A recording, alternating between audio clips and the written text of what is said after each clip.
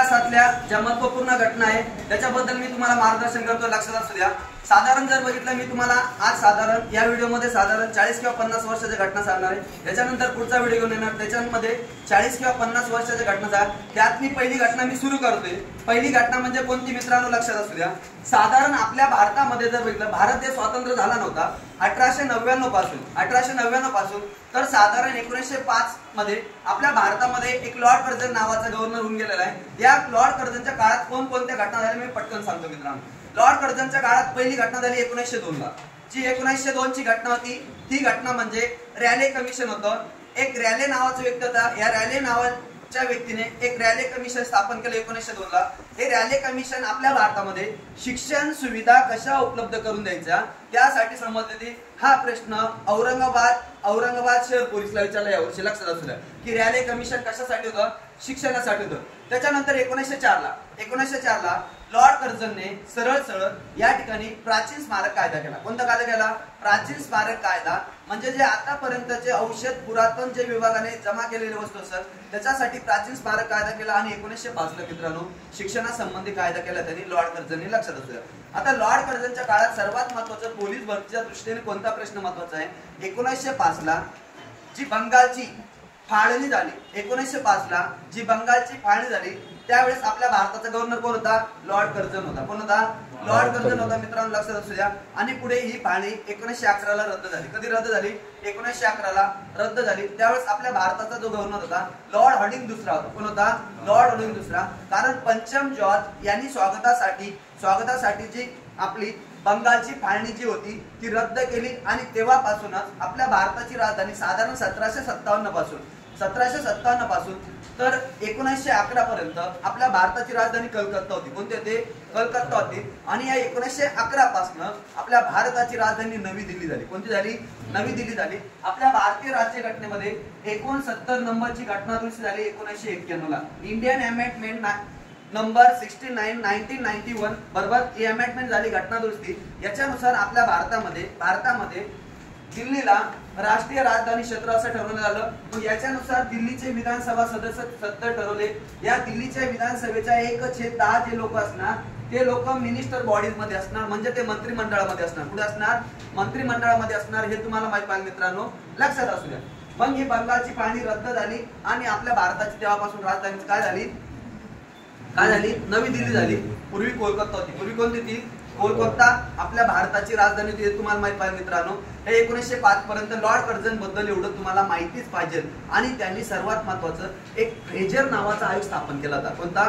Fraser नावाचा आयोग। आता फ्रेजर नावाचा आयोग पोलीस किंवा गृह मंत्रालय पोलीस मध्ये जेवढ्या सुधारणा करता येईल तेवढ्या सुधारणा करायच्या या फ्रेजर आयोगाचं कमिशन होतं। आणि या लॉर्ड कर्झनच्या काळामध्ये एक दुष्काळ आयोग पण स्थापन झाला, त्याचं नाव मॅकडोनाल्ड आयोग होता। एमपीएससी ला प्रश्न येऊन गेला, पीएसआय ला बरोबर मॅकडोनाल्ड नावाचा आयोग होता, हाही प्रश्न येऊन गेलाय। लॉर्ड कर्झन बद्दल जेवढं सांगायचं होतं याच्यावर तुम्हाला पोलीस भरतीला जर प्रश्न आला तुमचा चुकायला नको मित्रांनो, लक्षात असेल। त्याच्यानंतर 1905 पर्यंत आलो। 1906 ला मुस्लिम लीगची स्थापना झाली। कोणाची? मुस्लिम लीगची स्थापना झाली। मुस्लिम लीगची स्थापना 1906 ला। बांगलादेशची राजधानी सध्या ढाका आहे। कोणती आहे? ढाका आहे। या ढाकाला मुस्लिम लीगची स्थापना झाली आणि या मुस्लिम लीगच्या स्थापनेमध्ये 2 व्यक्ती होते, एक नवाब सलीमुल्ला होते, एक आगा खान होते। या दोघांनी मिळून मुस्लिम लीगची स्थापना केली। 1906 ला ते ढाक्याला केली, लक्षात असू द्या। 1907 ला काय झालं? जहाल आणि मवाळ असे 2 विचाराचे लोक होते। हे 2 विचाराचे लोक या ठिकाणी वेगवेगळे झाले। जे जहाल लोक होते यांचे विचार श्रेष्ठ होते, त्याच्यानंतर हे जे मवाळ होते यांचे पण विचार श्रेष्ठ म्हणायला लागेल। पण या दोघांमध्ये एक रस्सीखेच झाली। काय? म्हणजे आपल्या दोघांमध्ये श्रेष्ठ कोण? काय? आपल्या दोघांमध्ये श्रेष्ठ कोण? तर याच्यामध्ये त्याच्यावरून 1907 ला आपल्या भारतामध्ये एक सुरत नावाचं शहर आहे। कोणतं? सुरत नावाचं शहर आहे जे की तापी नदीवर आहे। कोणत्या नदीवर आहे? तापी नदीवर आहे, आणि जे की गुजरात राज्यात आहे। जे की कोणत्या राज्यात आहे? गुजरात राज्यात आहे। या सुरत मध्ये 1907 चं अधिवेशन भरलं। त्या अधिवेशनामध्ये जहाल आणि मवाळ राष्ट्रीय काँग्रेसच्या अधिवेशनात पहिली फूट पडली। काय झाली? पहिली फूट पडली। ते पुढे 1916 ला लखनौच्या अधिवेशनात एकत्र आले। काय आले? एकत्र आले। पण फूट कधी पडली? 1907 च्या अधिवेशनात। या 1907 च्या अधिवेशनाचे जे अध्यक्ष होते त्यांचं नाव होतं रास बिहारी बोस। काय नाव होतं? रास बिहारी बोस। यांनी आझाद हिंद सेना माहित असेल तुम्हाला, आझाद हिंद सेनेची स्थापना त्यांनी 1943 ला केली. कधी केली? 1943 ला. हे पण तुम्हाला माहित पाहिजे मित्रांनो, लक्षात असू दे. बरोबर.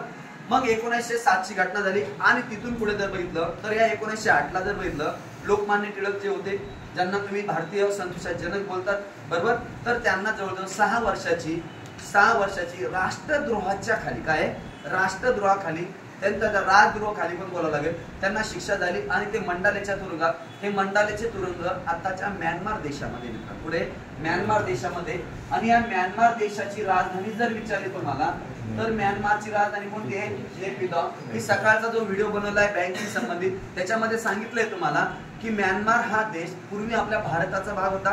1935 चा भारत सरकारचा जेव्हा कायदा झाला, या 1935च्या भारत सरकारच्या कायद्याने म्यानमार हा देश भारतापासून विलग झाला, भारतापासून वेगळा झाला. लक्षात असू द्या.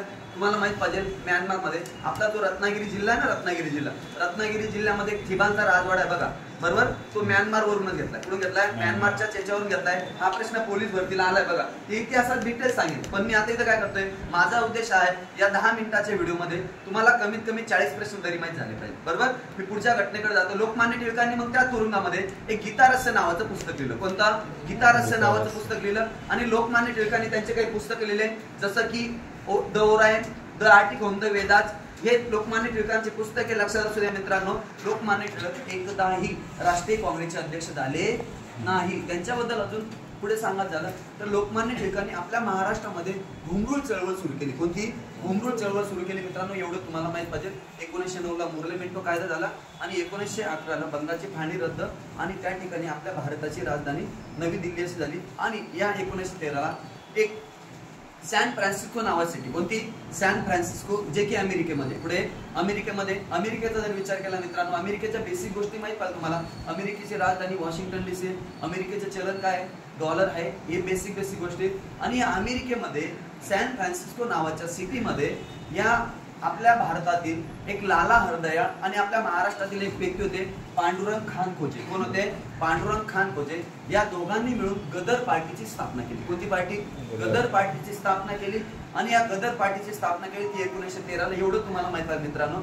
आणि पुढे 1914 पासून 1918 पर्यंत जगामध्ये पहिल्या महायुद्धाला सुरुवात झाली. हे पण तुम्हाला माहित आहे मित्रांनो. लक्षात असू द्या. तुम्हाला विचारलं जाऊ शकतं पहिलं महायुद्ध कधी झालं? 1914 ते 1918. लक्षात असू द्या.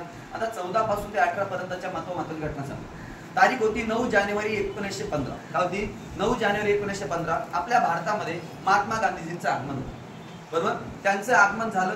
तो दिवस 9 जानेवारी प्रवासी भारतीय दिन असतो. कोणता दिन असतो? प्रवासी भारतीय दिन. आणि तिथून पुढे महात्मा गांधीजी यांची एक उद्दिष्ट होतं, त्यांचं एक ध्येय होतं, त्यांचा एक गोल होता. त्याच्यामध्ये त्यांचं एकच म्हणजे ध्येय एकच होतं की मला भारताला स्वातंत्र्य मिळवून द्यायचं. पण भारताला स्वातंत्र्य मिळवून देण्यासाठी मला अहिंसेविरुद्ध लढायचंय. कोणाविरुद्ध लढायचंय? अहिंसेविरुद्ध लढायचंय. म्हणजे अहिंसा त्यांचा मुख्य घटक होता. का होता? मुख्य घटक होता. मग त्या ठिकाणी त्यांनी चळवळ सुरू केली आणि 1915 ला आले. आणि 1917 पासून त्यांनी बिहारमध्ये एक चंपारण नावाचं गाव आहे.